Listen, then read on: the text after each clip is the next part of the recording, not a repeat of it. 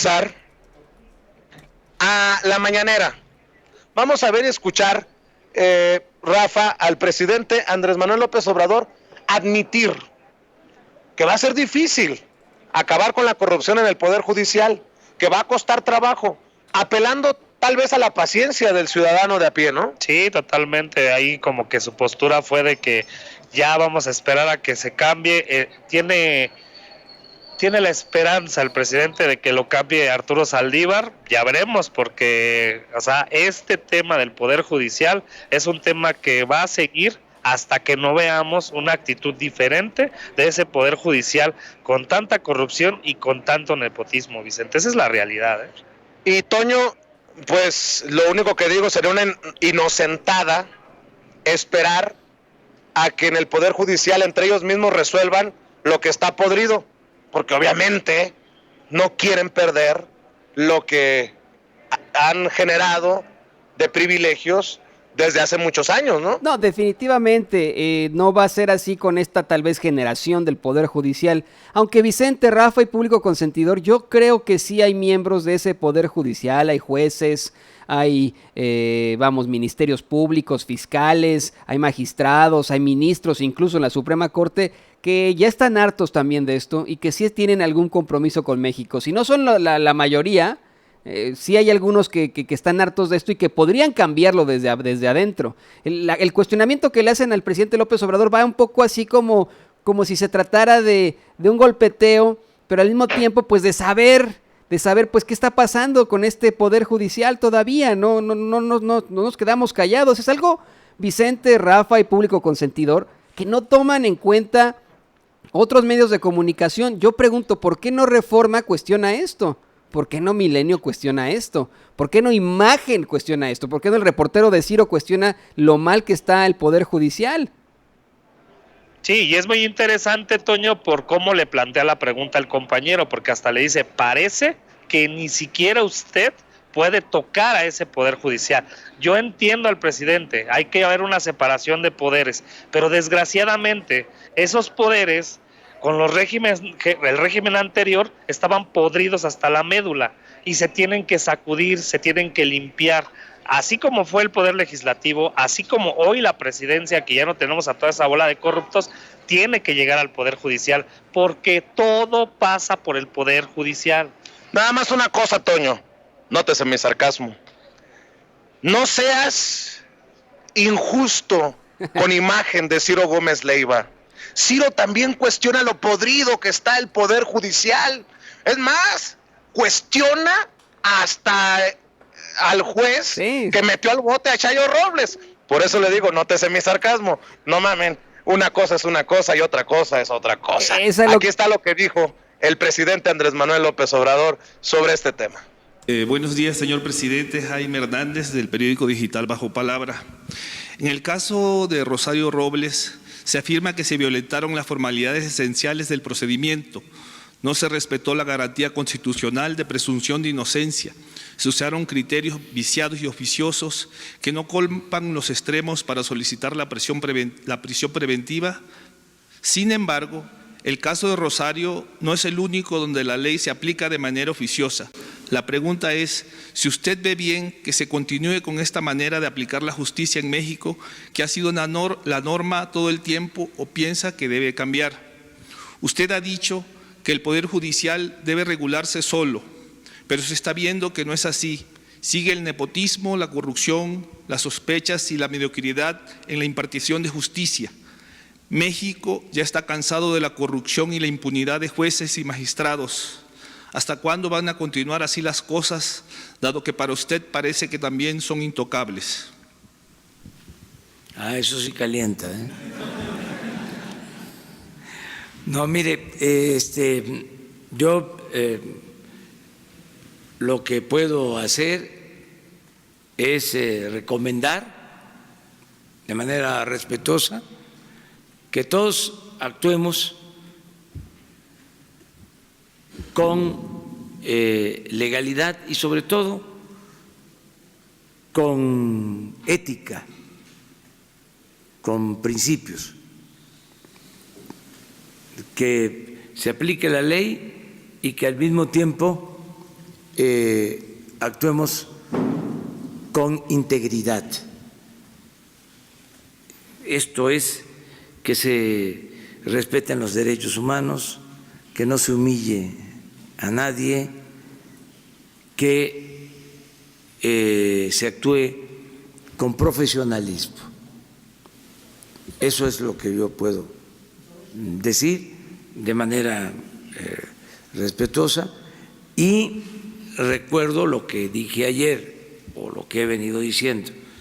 Se trata de asuntos que están en el ámbito de la Fiscalía General y del Poder Judicial.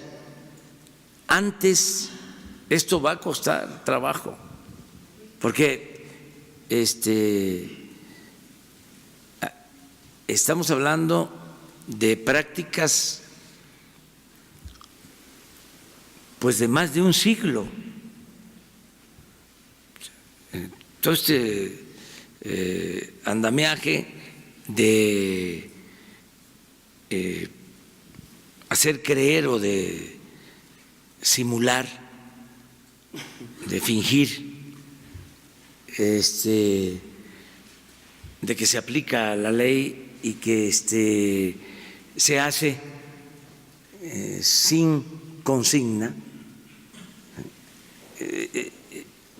Esto se creó desde la época de Porfirio Díaz. En la República Restaurada no era así, no fue así cuando gobernó Juárez, cuando gobernó Lerdo. Entró Porfirio y creó toda esta forma simulada de gobierno, donde en apariencia él era respetuoso de la ley y se cuidaba las formas, pero lo cierto es que la Constitución y las leyes se violaban en el fondo.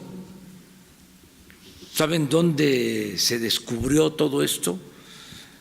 Cuando empezaron a clasificarse los archivos personales de Porfirio Díaz. Ya se sabía de que había un doble discurso, pero cuando empezaron a ordenarse los papeles de su archivo, allí empezaron a aparecer los telegramas. Nunca pensaban de que iban a hacerse públicos esos archivos. Y ahí está el telegrama que envía al hombre fuerte en Veracruz cuando hay una oposición. Estoy tratando de acordarme que era su compadre, que había estado con él como hombre fuerte.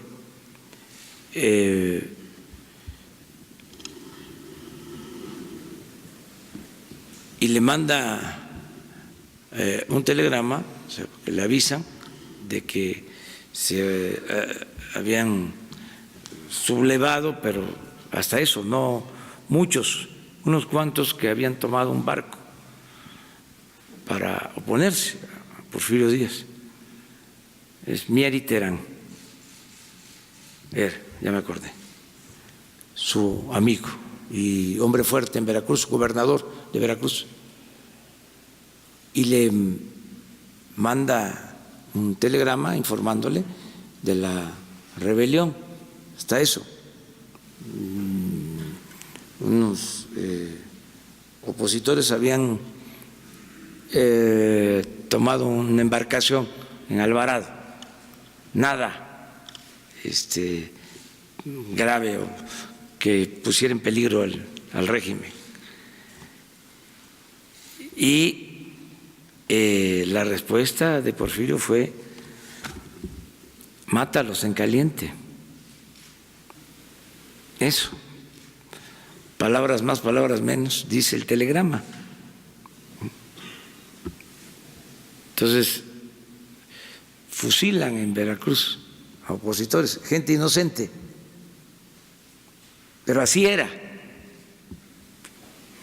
El caso de los periodistas, hay en el archivo una recomendación al gobernador de San Luis Potosí, que también ya llevaba años ahí, y había un periodista que constantemente criticaba al gobernador, que eran 2, 3 hermanos, terminaba uno de gobernador y entraba otro, y así. Los gobernadores en el Porfiriato, si él estuvo 34 años, pues habían gobernadores que duraban 20, 30.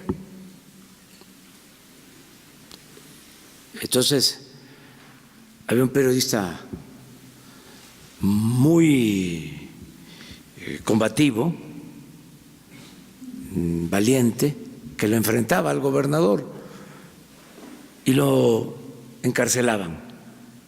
Entonces, una vez se queja el gobernador de porque el juez le daba amparo al periodista, y salía el periodista y volvía a cuestionar al gobernador.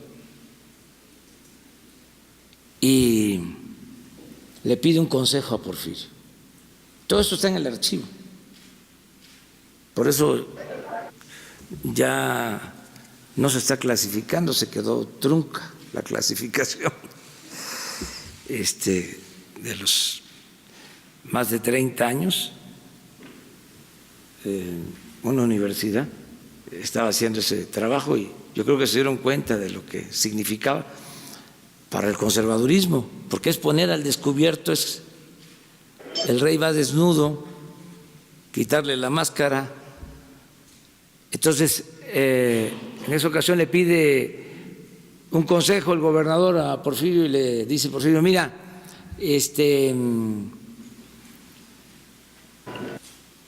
sácalo, ¿no? Hazle caso al juez, pero saliendo le metes otra denuncia para que vuelva a la cárcel. Y así, y como estos son muy tercos, saliendo va a volver a escribir algo en contra tuya y lo vuelves a meter. A ver quién se cansa primero.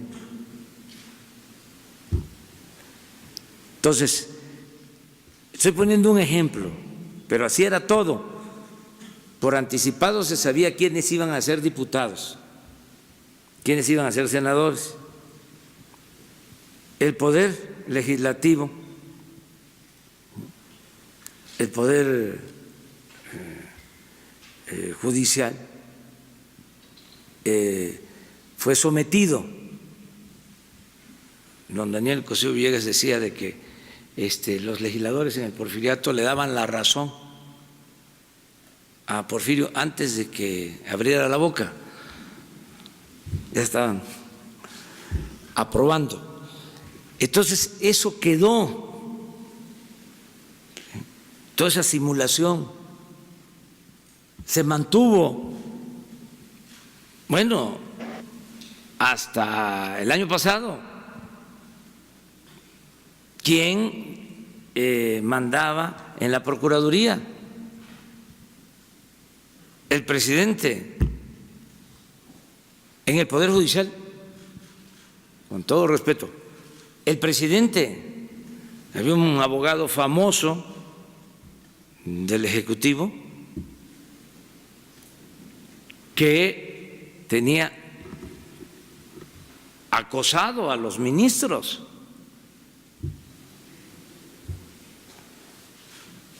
Presionándolos para que resolvieran de acuerdo al interés del Ejecutivo. Entonces, eso... Agua. Más claro ni el agua, mi querido Toño. Aquí con los ejemplos, con el panorama que pinta el presidente Andrés Manuel López Obrador, claro que se entiende que no va a ser una tarea fácil porque tantos años han enquistado estas formas corruptas, este sistema de pues de chingar, que no, las cosas no van a ocurrir de la noche a la mañana. Hasta el año pasado, o sea, tirándole la bolita también a Peña Nieto y a todos los que estén vivos de los expresidentes. No, y es que ¿Quién mandaba en la Procuraduría? El presidente. Y hoy que tenemos a un presidente que asegura que no habla siquiera con el fiscal general de la República, tenemos a esos que en algún momento se vieron beneficiados por los privilegios, trinando y echando sapos y culebras. No, definitivamente, y esta última declaración, Vicente, es extremadamente fuerte. Esto que dice que antes había un abogado de presidencia que tenía acosados a los ministros para que dieran determinaciones a favor del presidente o lo que determinaba el presidente, pues es escalofriante. Ojalá, y López Obrador pudiera dar nombres de esto, ojalá pudiera decir, miren, era un abogado de Enrique Peña Nieto o de Felipe Calderón o de Vicente Fox. Me da la impresión que dice antes, cada vez que López Obrador dice antes se refiere al periodo neoliberal que va desde Carlos Salinas de Gortari hasta Enrique Peña Nieto, y no me suena nada descabellado que incluso existiera esa figura del abogado que acosaba a los ministros de la Suprema Corte de Justicia. Imagínate tú, y si ese fue el caso, y si el presidente tiene indicios para eso también debería investigarse. Y te voy a decir por qué. Porque se trata de procesos judiciales. Esto nos dice a gritos que muchas determinaciones de la Suprema Corte estuvieron viciadas y tendrían que anularse. Pero ya, o sea, tendrían vicios en el consentimiento. Imagínate tú, en el consentimiento tendrían vicios estas determinaciones de la Suprema Corte y tendrían que anularse. ¿Cuántas determinaciones de la Suprema Corte nos han afectado terriblemente a los mexicanos? ¿Cuántas veces aquí en Sin Censura, desde tiempos memoriales, desde que empezó este esfuerzo en Sin Censura, hemos dicho, es un poder judicial, es una Suprema Corte de Justicia al servicio de los presidentes? No más, ya no más. Sin embargo, así es. Necesitamos hacer un cambio ahí, y el presidente yo creo que ahí sí tiene que denunciarlo con nombre y apellido.